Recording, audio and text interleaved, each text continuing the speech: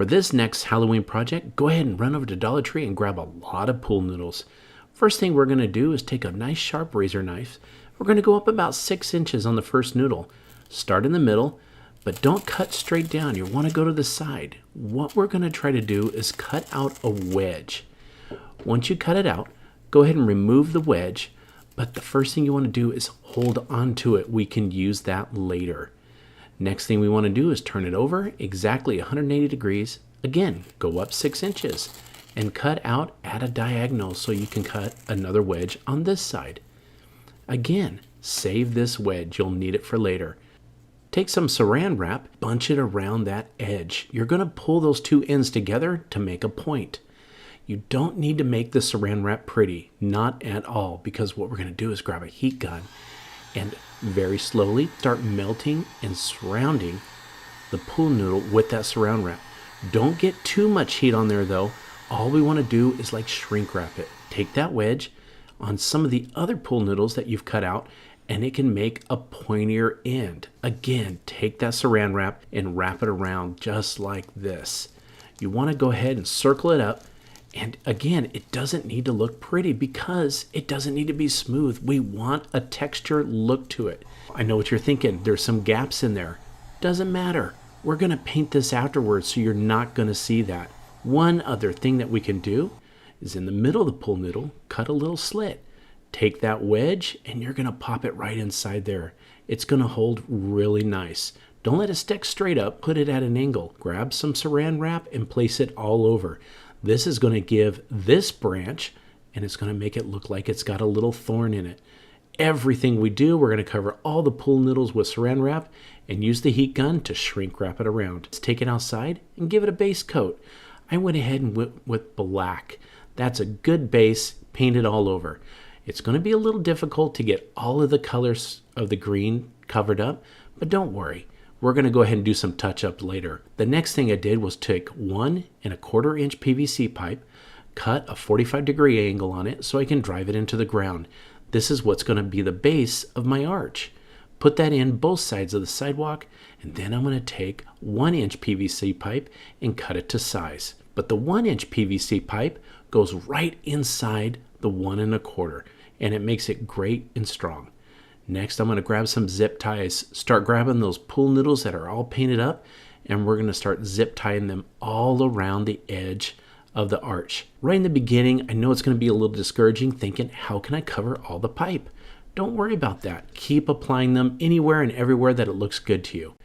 I had about 15 pool noodles that I made, and I just have branches and thorns all over them, all painted black. As you can see, I just went all around the arch where it looks like it really needed them, trying to cover as much of the PVC pipe as I can. Just go anywhere and everywhere, use your zip ties and cut off all the excess zip tie that you can and just cover up everything you can do. It just looks really amazing.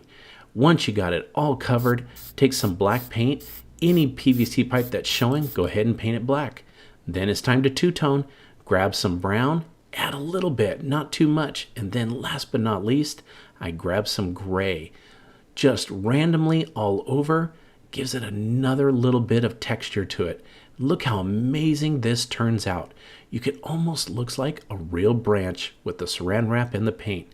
But last but not least, let's go ahead and grab one of them skulls and give it a lobotomy right on the back end from Dollar Tree.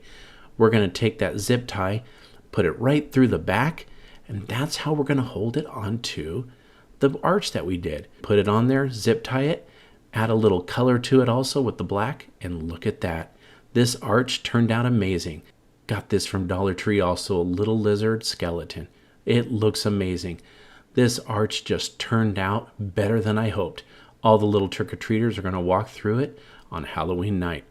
To start this project, you're going to need a garbage bag, a tomato cage, and a pumpkin pail. I'm going to start by placing the tomato cage upside down. Next, I want to squeeze the ends in so they come closer to the middle.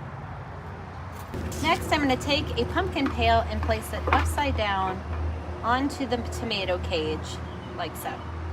I've got my outdoor garbage bag. I'm going to open it up and I'm going to place it over the top of the entire thing.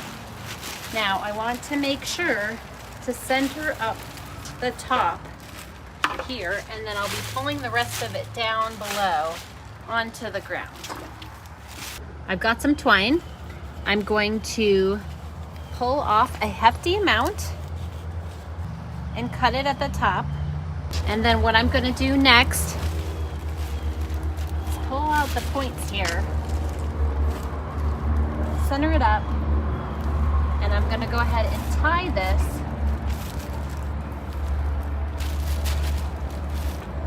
in the center underneath this pumpkin pail.